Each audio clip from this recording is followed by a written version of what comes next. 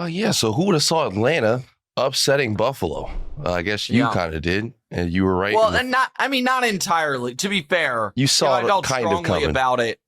I didn't even include Atlanta plus the points as one of my picks, but I did think they were live, and I also thought Atlanta was the hardest team in the league to kind of get a beat on, because week one they play a tight game, comes down to a missed field goal against the Bucs. Yep. They get annihilated by Carolina, but Carolina's oddly been a good team at home. They beat Washington, but Washington doesn't have Jaden Daniels.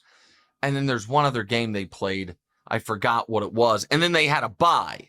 And so I just thought Atlanta was a little bit of I don't want to say unknown. Oh, they beat the Vikings 22-6 in a weird game when when J.J. McCarthy was in, and then J.J. McCarthy's been hurt since then. But go ahead. Sorry.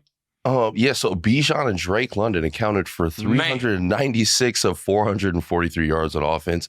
Buffalo has dropped their second straight, and Josh Allen's MVP odds are up to plus 300. He's number 2 behind Mahomes. Is it time for the Josh Allen as the best player in the NFL chance to come to a simmer? All right, so again, hold on. Let me find the exact quote. Let me see if I should have looked this up beforehand. Okay. So you guys know that I actually have been pretty pro Bills the last couple years. Last year, when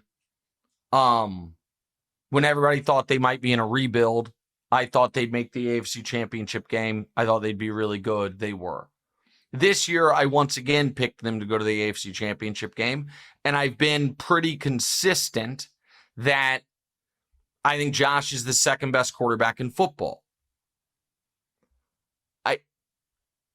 With that said, the Josh Allen hyperbole on some of these things has always mystified me. And the example of it this year is 3 weeks ago, after a Monday Night Football game against the Dolphins, when Josh was good, don't get me wrong, but it was against the Dolphins, and that game, if you remember, was really close late, and it was coming on the heels of a Jets game where they annihilated the Jets, but it was a James Cook game. Josh had thrown for 140 yards and no touchdowns. Greeny on Get Up says, quote, "I'm watching that game last night, and no one has ever played that position better than Josh Allen." Again, the quote is, "No one has ever played that position better than Josh Allen." And it just seems like we are so eager to anoint the next guy when we're in the midst of the guy that we sometimes, get a little ahead of ourselves. With that said, listen, Josh has had a rough couple weeks. I still think he's the second best quarterback in football. I also think that it was likely unsustainable, the streak he was on not turning the ball over. And now all of a sudden you've seen he's turned the ball over 4 times in the last 3 games. And the Bills, in my opinion, have real question marks. They have 4 wins. They beat Baltimore, which at the time we thought was an awesome win. The defense allowed 40, and they needed that late comeback to beat them. Baltimore has won 1 game since then. They beat the Jets in one of the weirdest games of the year because they outscored them 30-10. Despite Josh and they outgained them not weird, but they just ran all over them. They outgained them 400-154, and the Jets had no shot. The Jets, by the way, have won 0 games all year. They beat the Dolphins in a game Josh played great, but in a game that also was they were tied with the Dolphins with 7.5 minutes left. The Dolphins have won one game all year.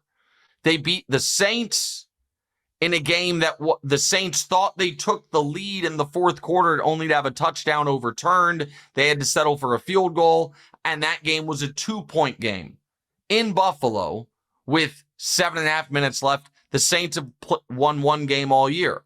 They then lost to the Patriots and got thoroughly handled last night by Atlanta, and were, in my opinion, lucky to have a shot to steal that game, because Atlanta, after doing anything it wanted for the first quarter and a half, the offense kind of went comatose on them.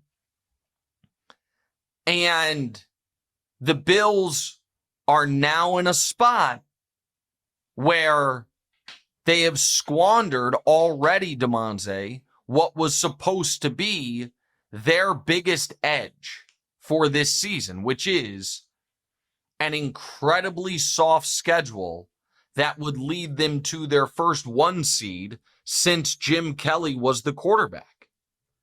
And now they wake up this morning and they're not even leading their division. And they still have games left against the Chiefs, against the Bucks, at the Patriots, against the Eagles, at the Steelers, at the Texans. And you just wonder, is this going to be another year where Buffalo, I still think they're going to win the division, by the way. Like, don't get me wrong. I would so obviously you wouldn't put bet. a little you wouldn't put a taste on New England winning the division at plus 185? It's only plus 185? Is that right? I guess Vegas thinks so too. No, I mean, no. I might put something on Buffalo at minus 230. I still think Buffalo, I would have thought Buffalo is minus 300 to win the division. Not believing in New England? No, but no, I mean, I think New England, I picked New England to make the playoffs.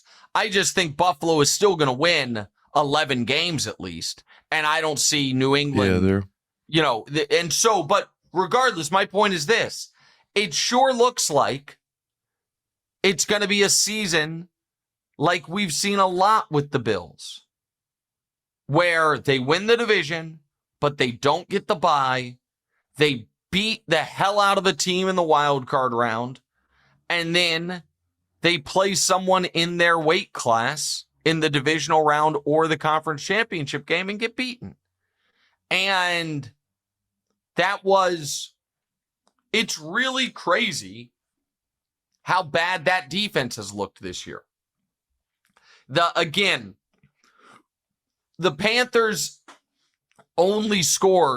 Falcons only scored 24 points. They moved the ball at will. Drake May had his coming out party against them. They seem to, even though I don't know that the stats back it up, they just seem to be a defense that can get got. And Josh is a great, great player. But the conservative, low-risk style that he's been playing the last year and a half really doesn't fit if you don't have a defense that you can rely on to get stops. And I don't think they have that defense this year. And so right now, if I had to pick it, DeMonze, I would still say Chiefs-Bills AFC Championship game. But now we're staring at a very real possibility that game is going to be an Arrowhead. When the Bills were 4-0 with the Chiefs at 1-2 about to face the Ravens. Life comes at you fast, man. And the Bills also need a good win. They just need a good win. What are you laughing about? You got to get on top of your division first. Well, yeah. Same with Buffalo. Yeah, true. I mean, same with Buffalo. And Well, we'll get to the Chargers and the Broncos in a minute. Let's talk Falcons just for a second. Yeah, so it feels like Michael Penix has kind of gotten lost in the shuffle as far as quarterbacks in his draft class. What do you make of Michael Penix as of now? Yeah, I mean, I guess he's going to still be a little lost in the shuffle with me because I like, there are certain things you really like. There's also, like last night, when that game was wrapped, essentially, all Atlanta need do was run the ball 3 times, kick a field goal. With 2 minutes left, they called a pass play that Penix made a horrific decision, and it was this close being a pick-6 tie game when the game was basically over. So some of that concerns me, but Drake London is really good, and Bijan is just sensational. Yeah, you spoke highly on him. Yeah, I mean, listen, I picked him to win Offensive Player of the Year as a rookie. Yeah. Here's what Bijan's done since he came into the league. His rookie year, he had 980 rushing yards, 480 receiving yards. So he had 1,460 yards with 8 touchdowns. Really good. Not super elite, but really good. Last year, he had 1,450 rushing yards, another 430 receiving yards, and 15 touchdowns. Elite. Nice. This year, he has 480 rushing yards and already 330 receiving yards, only 3 touchdowns, but is on pace to shatter, I think, the yards from scrimmage record for a season. He's got 800 yards from scrimmage through 5 games. Like, not on pace to cash my bet, though. My God, what's your bet? I had Bijan to score the most rushing touchdowns. That's such a bad beat. Yeah. I mean, it's not a bad beat, but it's so crazy because he's having all the such yards. A great year. Right, exactly. Yeah. So, like, just for context on what he's doing as a receiver, he has 338 receiving yards. Again, they've already had their bye. So he's played 5 games. Jamar Chase, who is Chase and Abuka. Yeah. Abuka have 468 and 469 receiving yards in an extra game.